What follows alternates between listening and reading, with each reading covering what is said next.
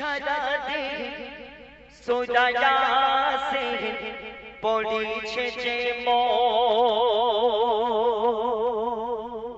কার মুখ? আমার আপনার নবীর মুখকে উদ্দেশ্য করে বলছি সারা দিন সূরা ইয়াসিন পড়িছে যে সেই মুখে তাসির দিল আল্লাহ পাক দেখো সারা দিন সূরা ইয়াসিন পড়িছে যে সেই মুখে তাসির দিল আল্লাহ পাক দেখো যার নাম হলো মুহাম্মদ রাসূল সর্বসেরা আঘাত বাগের ফোল বলে আল্লাহ রাব্বানা স্বয়ং তাহার দিওয়ানা আল্লাহ রাব্বানা স্বয়ং তাহার দিওয়ানা বন্ধু বলে বানিয়ে নিল খাস মেহবুব সারা দিন সূরা ইয়াসিন পড়িছে যে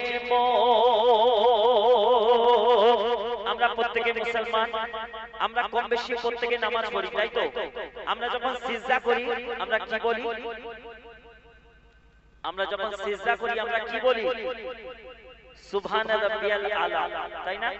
কবার পড়ি? 3 বার, 5 বার, না হলে 7 বার। আমাদের নবী একদিন মসজিদে নববীতে আসরের ওয়াক্তে নামাজ পড়ছিলেন। তিনি যখন সিজদায় গিয়েছে 72 বার সুবহান রাব্বিয়াল আলা পড়ছিলেন। কেন? ওনার নাতি হযরত ইমাম হোসেন খেলতে খেলতে মসজিদের মধ্যে ঢুকে যায়, দেখে নানাজি সিজদা করে আছে, তিনি পিঠে উঠে বসেছে।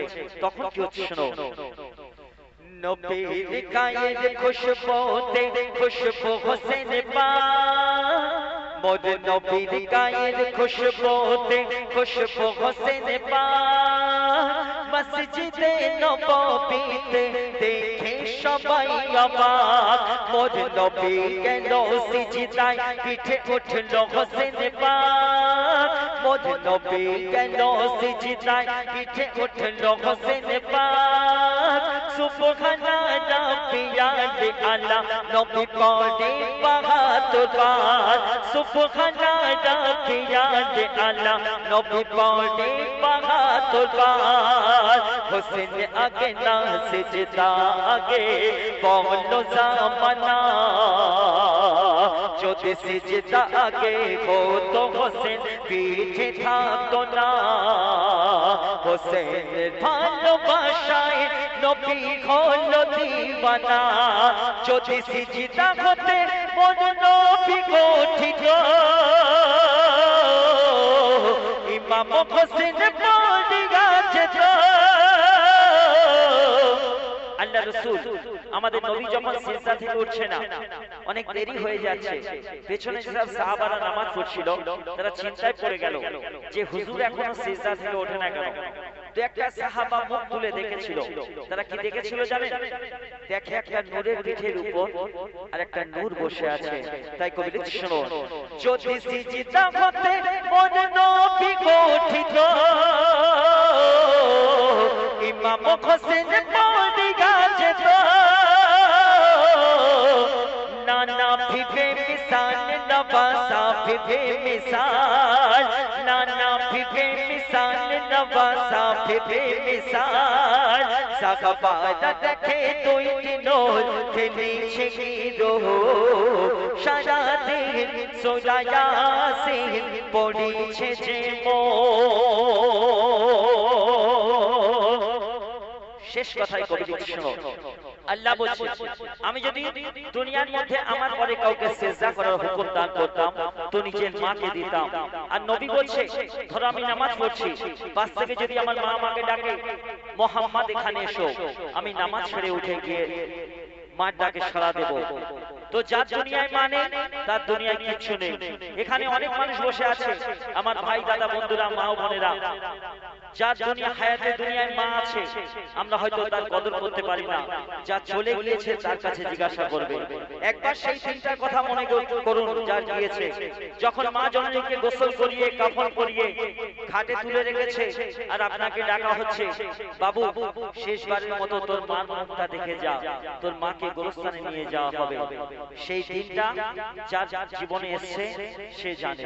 তো একটা ছেলে বলছে, শোনো, আমি চাঁদ দেখেছি, আমি সূর্য দেখেছি, আমি চাঁদ দেখেছি, আমি সূর্য দেখেছি, আমি দেখেছি তারা শত শত, আমি চাঁদ দেখেছি, আমি সূর্য দেখেছি, আমি দেখেছি তারা শত শত, আমি দুনিয়ায় একটা জান্নাত দেখেছি, আমি দুনিয়ায় একটা জান্নাত দেখেছি যা দেখতে আমার মায়ের মতো, যা দেখতে আমার মায়ের মতো, যা দেখতে আমার মায়ের মতো। তো সেই ছেলে বুঝছো, কাটে ঘাটে মা গো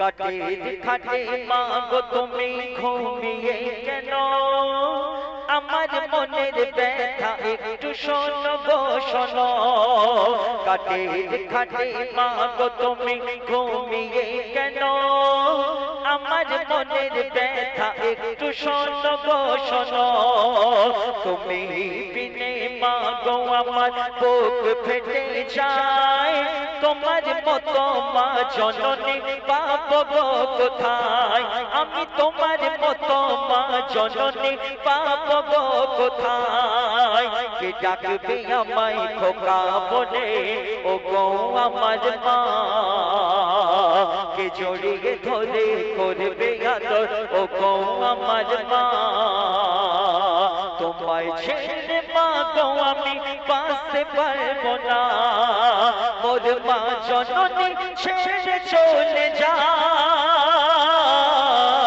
কামরু জামানের দুনিয়া লুটে যায়, বুক ফেটে যায় শোক শান্তি উঠে যায়, বুক ফেটে যায় শোক শান্তি উঠে যায়, তোমার পায়ে পেয়েছি মা জান্নাতের ওই সুখ, সারা দিন সূরা ইয়াসিন পড়ে নবীর মুখ।